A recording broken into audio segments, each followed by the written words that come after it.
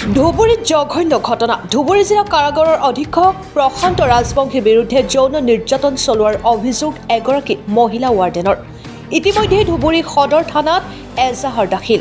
ঘটনা কেন্দ্ৰ কৰি ধুবুৰীত বিৰাজ কৰিছে তীব্ৰ চাঞ্চল্যৰ। যোৱা 1 নৱেম্বৰৰ নিশা অধীক্ষকগৰাকীয়ে ভুক্তভোগী ৱাৰ্ডেনগৰাকীক মাতিছিল জেইলত অনুষ্ঠিত অনুষ্ঠানৰ ভোজ খোৱাৰ বাবে।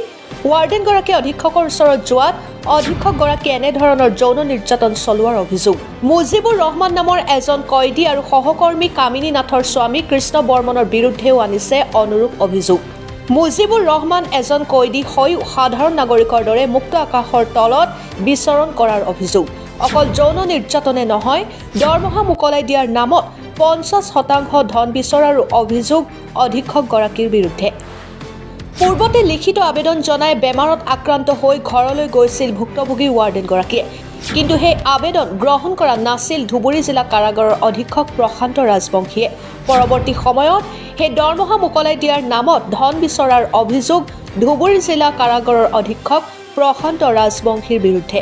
এতিয়া নিজকে সুৰক্ষিত অনুভৱ কৰা নাই ভুক্তভোগী ৱাৰ্ডেনগৰাকীয়ে। ন্যায় বিচাৰিছে তেখেতে। আগমনিৰ পৰা বিজু ৰয়ৰ ৰিপৰ্ট, অৰুণোদয় আছাম। মই ধুবুৰী কাৰাগাৰত বৰ্তমান ফিমেল ৱাৰ্ডাৰ হিচাপে কাম কৰি আছো। মই 2023 চনৰ 1 জুন তাৰিখৰ পৰা কৰি আহি আছো। ঘটনাটো মানে যেতিয়া হেৰি হৈছে নৱেম্বৰৰ 1 তাৰিখ আছিল। নৱেম্বৰৰ 1 তাৰিখে আমাৰ দিৱালী পাৰ্টি এটা আছিল। থকাৰ পাছত এটা সকলোৱে যায়, মানে পাৰ্টিটোত সকলো যোগদান কৰিছে। তাৰপিছত মোক হেৰি আমাৰ যোনজন ছুপাৰটেণ্ট আছে প্ৰশান্ত ৰাজবংশী ছাৰ, তেখেতে ফোন মাৰি আছে। মই তেতিয়া মোৰ ফোনটো মানে উঠাব নোৱাৰিলো।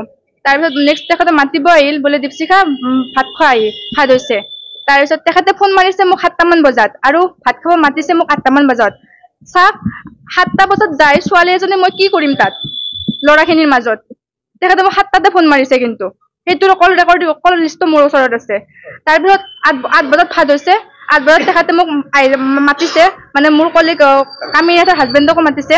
তেতিয়া মই গ'লো ভাত খাব। তাৰপিছত তেওঁ মোক কাষত বহাই লৈ কিনে কৈছে বোলে মোৰ আগষ্ট মাহত মই বেমাৰ হৈছিলে, মই ঘৰত যাব লগা হ'ল।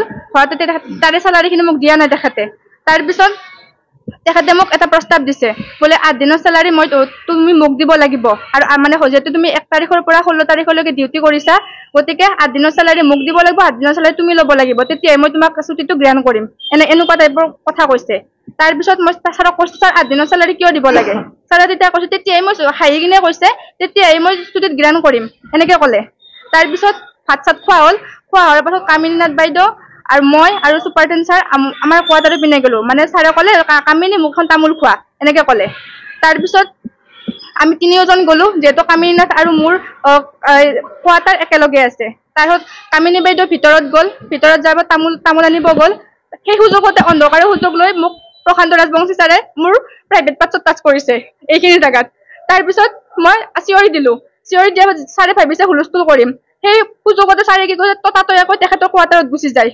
তাৰপিছত মুজিবুৰ ৰহমান নামৰ এজন কেপ্টিভ আছে, তেখেতে কি কৰিছে, এদিন অকস্মাত মোৰ দুৱাৰত আহিছে, টুকুৰি আহিছে। এনেও পানী চানী আমাক কয়দীখিনিয়ে দিয়ে। মই ভাবিছো পানী দিব আহিছে। তাৰপিছত তেখেতে দৰ্জাত টুকুৰি আহিছে আৰু 5টা টেকে বান্দোল ইমান উলিয়াই দিছে। তাৰপিছত মই সুধিলো, এইবোৰ কি? তাৰ কৈছে কি, দেখা নাই নেকি? মোক চাওক, মই এজনী ফিমেল ৱাৰ্ডাৰ আৰু তেখেতে মোক তই ব্যৱহাৰ কৰে। এইটো ক্ষেত্ৰত আমাৰ ছাৰহঁতে কোনো একজনে একো মাত নামাতে, হয় কয়দী হয়। তাৰপিছত তেখেতে মোক ক'লে, এইবোৰ কি দেখা নাই নেকি? মই কৈছো কি এইবোৰ? কৈছে পইচা। মই পইচা দি মই কি কৰিম? তেতিয়া কৈছে এইবোৰ পইচা। এইবোৰ মোক গালত এনেকে টাচ কৰিছে। তেতিয়া মই কৈছো, মোৰ লগত এইবোৰ অভদ্ৰামী ব্যৱহাৰ মোৰ লগত নকৰিব। তাৰপিছত এনেকুৱাকৈ মই দৰ্জাখন মাৰি দিলো। মাৰি দিয়াৰ পাছত মই লং পেণ্ট পিন্ধি মই গাখীৰ আনিব গ'লো। গাখীৰ আনিব যাওঁতে মই ব্ৰেকত কাৰোবাৰ ওচৰত কৈ আছে বোলে 4 দিনৰ ভিতৰত মই দীপশিখা ৰাজবংশীৰ লগত ফিজিকেল ৰিলেশ্যনশ্বিপ কৰিম, এনেকে কৈছে। মোৰ লগত চেলেঞ্জ কৰিছে, কোন অজ্ঞাত ব্যক্তি, মই তেখেতক দেখা নাই কাৰ লগত কৈছে। তাৰপিছত মই এইটো কথা শুনা পালো। তাৰপিছত যোৱা শনিবাৰে 23 তাৰিখ আছিল, সিদিনাখন সন্ধিয়া মই আবেলি ডিউটি কৰি গ'লো। ডিউটি কৰি যোৱাৰ পাছত মোৰ কলিগ কামিনীনাথৰ হাজবেণ্ড কৃষ্ণ বৰ্মন, তেখেতে মোৰ বিনা পাৰ্মিশ্যনত মোৰ ৰুমত সোমাইছে। মানে মই পিছপিনে আলু কাটি আছো, যিহেতু শনিবাৰ আছিল, উপবাস আছিল মোৰ সিদিনাখন। উপবাসত থকাৰ কাৰণে মই ভাবিলো তৎক্ষণাত জলদি ভাতখিনি বহাই দিওঁ। আহি কিনে মই ড্ৰেছ সলকাই ভাতখিনি বহাবৰ কাৰণে পিছপিনে গ'লো মই আলুখিনি কাটি কিনে ধুবৰ কাৰণে আলুখিনি তাৰপিছত মোৰ অজ্ঞাতে তেখেতে মোৰ কোৱাৰ্টাৰৰ ভিতৰত সোমাই কিনে মোক কৈছে মোৰ এটা মন্দিৰ বন্ধা কথা আছিল মই হাজবেণ্ডক কৈছিলো বোলে তুমি আহিলে মোক মন্দিৰটো বান্ধি দিবা এইটো কথা তেখেতে শুনা পাইছিল শুনা পোৱাৰ পাছত তেখেতে মোক সুধিছে দীপশিখা তুমি মন্দিৰটো কোনখিনি জেগাত বনাবা তেতিয়া মই মানে আচৰিত হৈ গ'লো মোৰ ৰুমত কোন তাৰপিছত মই সুধিলো কোন ৰুমত কোন মোৰ এনেকে পিছপিনে দুৱাৰেদি সোমাইছে তেখেত তাৰপিছত আগপিনে দুৱাৰ মোৰ বন্ধ থাকে তাৰপিছত তেখেতে ক'লে মই ভিন্দো মন্দিৰটো কোনখিনি জেগাত বনাবা তাৰপিছত মই তাৰ পৰা মাত লগালো বুলি ভিন্দো মোৰ বাকচটো আছে বাকচটোৰ ওপৰত মই বনাম এই মই ভিতৰত সোমাই আহিলো সোমাই অহাৰ পাছত আকৌ মোক কুৱেশ্যন কৰিলে মন্দিৰটো কোনখিনি জেগাত বনাবা মই ক'লো বাকচটোৰ ওপৰতে বনাম এইবিলাকো পিছ আপুনি যাওক এতিয়া এনেকে ক'লো কিন্তু মই যেতিয়া যাব ক'লো তেখেত নগ'ল নাযায় মই গম পোৱা নাই তেখেত গ'ল নে নগ'ল মই কেৱল যাব ক'লো তাৰপিছত যেতিয়া মই পিছমুৱা দিলো পিছমুৱা আলু কাটি আছো অকস্মাতে মোক খাবতি ধৰিছে খাবতি ধৰি বলতে মই চিঞৰ বাখৰ কৰিলো চিঞৰ বাখৰ কৰাৰ পাছত তেখেত ততাতৈয়াকৈ মোৰ ৰুমৰ পৰা ওলাই গৈ হয় মই এইখিনি দুখ পাইছো এইখিনি মোক আচৰি দিছে মুখৰ এইখিনিত আচৰাৰ পাছত মই ততাতৈয়াকৈ যাই মোক জেল কৰ্তৃপক্ষক জনালো মই হাজবেণ্ডকো জনালো তাৰপিছত হাজবেণ্ডে চুপাৰডেণ্ট ছাৰক ফোন কৰিলে যিহেতু তেখেত আমাৰ কাৰাগাৰৰ এজন অধীক্ষক কাক জনাম মোৰতো তেখেতৰ ওপৰত বিশ্বাস নোহোৱা হৈ গৈছে কাৰণ তেখেতে মোৰ বডি টাচ কৰিছে তেখেতে মোক কি নিৰাপত্তা দিব তথাপিতো মোৰ হাজবেণ্ডে তেখেতক জনাইছে জনোৱাৰ পাছতো মইতো ক'ব নিবিচাৰো নিবিচাৰো কি কৰিছে মোৰ ওচৰত হয় প্ৰমাণ আছে মোৰ ওচৰত ৰেজিষ্টাৰ কপিটো আছে হয় পাৰিম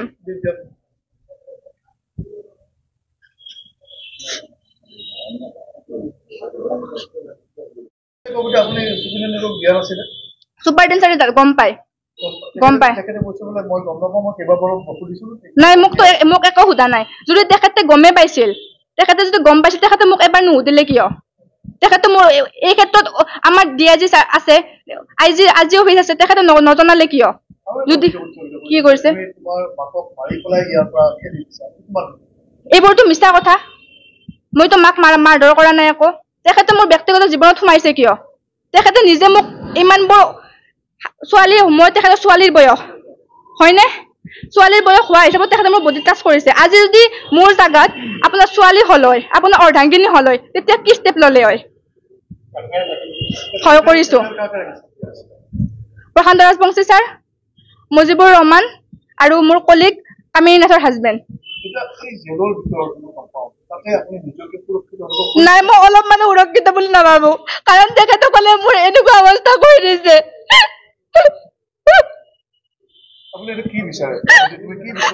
মই ইমানটো বিচাৰো ডাঙৰক এইটোৱে বিচাৰো মোক নিৰাপত্তা লাগে মোক ন্যায় লাগে এই সকল মানুহৰ পৰা মোক পাপ বচাই লওক প্লিজ আজি মই নিজে আৰক্ষী কিন্তু মই নিজে ভিতৰত কৈ দেখি নিৰাপত্তা দি দিয়ে আজি মই নিজে নিৰাপত্তাহীনতাত ভুগিছো মোক কোনেও নিৰাপত্তা দিব বিচৰা নাই